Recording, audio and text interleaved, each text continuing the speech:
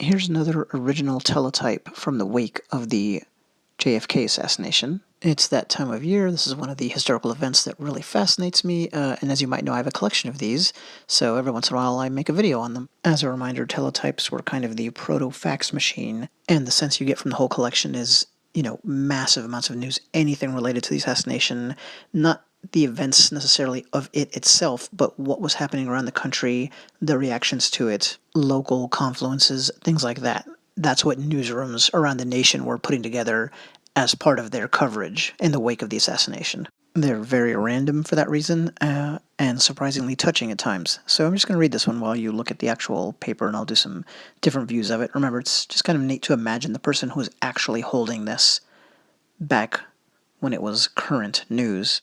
A scene typical of many played out throughout the state and the nation occurred in Chicago's Covenant Club. The reporter was U.S. District Judge Abraham Marovitz of Chicago. He said news of the president's death came during a speech by the president of the Hebrew University in Israel, praising the president.